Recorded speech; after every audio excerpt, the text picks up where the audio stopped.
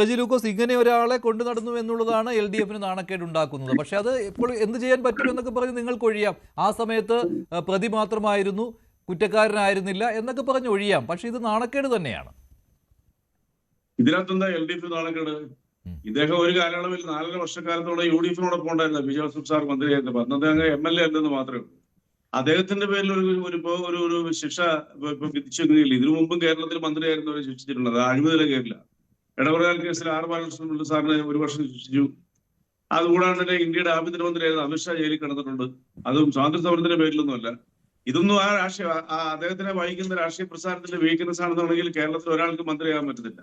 Jail ശിക്ഷ 2 വർഷത്തിനുള്ളിലാണെന്നുണ്ടെങ്കിൽ അയാൾക്ക് മന്ത്രിസഭയിൽ പ്രവേശിക്കുന്നവരോ മന്ത്രിയാവുന്നതിന് MLA ആവുന്നതിന് തടസ്സമില്ലാത്തൊരു രാജ്യത്ത് നമ്മൾ ജീവിച്ചുകൊണ്ടിരിക്കുന്നത്. ഇവിടെ അദ്ദേഹത്തിനെ ശിക്ഷിച്ചിട്ടില്ല.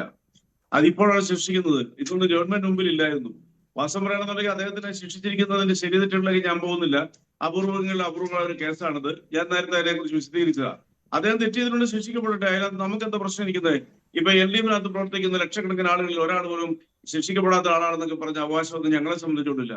അദ്ദേഹം തെറ്റുകാരാണ്, അദ്ദേഹം ശിക്ഷ ഏറ്റുവാങ്ങട്ടെ. അദ്ദേഹത്തിന് മേൽക്കോടതിയിൽ പോവാം, അദ്ദേഹത്തിന്റെ അവകാശവാദങ്ങളോട് ഉന്നയിക്കാം. ഇതുപോലെ തന്നെ കേരളത്തിന്റെ പരമോന്നത കോടതി ഇത് തെളിവില്ല എന്ന് പറഞ്ഞ് അദ്ദേഹത്തിന് എഴുതിത്തള്ളി അദ്ദേഹത്തിനെ മോചിപ്പിച്ചതാണ്. കേരളത്തിന്റെ പോലീസ് സേനയും തെളിവില്ല എന്ന് പറഞ്ഞു. പിന്നീടാണത് ഓസ്ട്രേലിയ വഴി ഒരു മൊഴി ഇവിടെ എത്തുന്നത് അദ്ദേഹത്തിന് സാധൂകരിച്ചെന്നൊക്കെയാണ് ഇവിടെ കഥകൾ വരുന്നത്. എന്തായാലും 35 വർഷം അദ്ദേഹം പറയുന്നത് ഇപ്പോഴും അത് ഇത് രാഷ്ട്രീയമാണ്, കേസിന് പിന്നിൽ രാഷ്ട്രീയമുണ്ട്, ഞാൻ നിരപരാധിയാണ് എന്നൊക്കെയാണ്.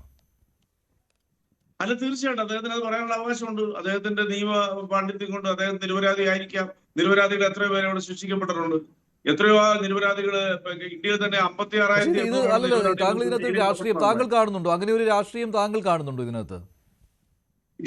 എന്ത് രാഷ്ട്രീയം? അല്ല, അദ്ദേഹം പറയുന്നത് തന്നെ രാഷ്ട്രീയമായിട്ടാണ് ഈ കേസ് എടുത്തതെന്ന്. കാരണം 2002 കുറ്റക്കാരനല്ലെന്ന് റിപ്പോർട്ട് വരുന്നു. 2002 പോലീസ് റിപ്പോർട്ട് തെളിവില്ലെന്നായിരുന്നു. 2005 പുനരന്വേഷണം, ഉടൻ തന്നെ കുറ്റപത്രം. ഇതാണ് അദ്ദേഹം ആയുധമാക്കുന്നത്. അദ്ദേഹം പറയുന്നത് ഇത് രാഷ്ട്രീയമാണെന്ന്. അന്ന് ഉമ്മൻചാണ്ടി സർക്കാരായിരുന്നുവല്ലോ. അത് ന്യായമാണോ? ഞാനും കേട്ടാണ് അദ്ദേഹം പറയുന്നത്. അതല്ലാണ്ട് പിന്നെ ഇതിന്റെ താഴ്വഴിയിലൂടെ പോയാൽ നമുക്ക് മനസ്സിലാകും. ഉമ്മൻചാണ്ടി സർക്കാർ അദ്ദേഹത്തിലൂടെ മാത്രമല്ല ചെയ്തിരിക്കുന്നത്.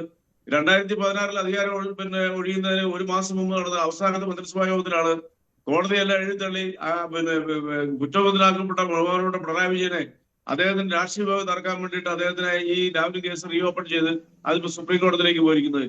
അപ്പൊ UDF സർക്കാർ അങ്ങനെ ഒത്തിരി പേരെ അല്ല, ഇവിടെ ആ ഒപ്പ് തന്റേതല്ലെന്ന് തെളിയിക്കാൻ അദ്ദേഹത്തിന് കഴിഞ്ഞില്ല. ഫോറൻസിക് പരിശോധനയിൽ ആ ഒപ്പ്, തൊണ്ടി രജിസ്റ്ററിലെ ഒപ്പ് അദ്ദേഹത്തിൻ്റെതായിരുന്നു.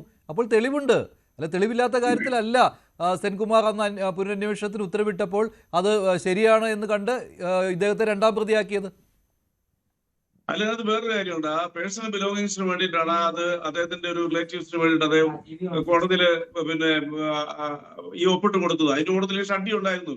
ഈ ഷഡ്ഡി അതിലേക്ക് കടത്താനായിട്ട് സഹായിച്ച ആളാണ് അവിടുത്തെ കോടതിയിലെ ക്ലർക്ക് എന്നാ പറയുന്നത്. ഈ 20 മുതൽ സൂക്ഷിക്കുന്ന ക്ലർക്ക് എന്നാണ് നമ്മുടെ മുമ്പിൽ കിട്ടുന്ന വിവരം.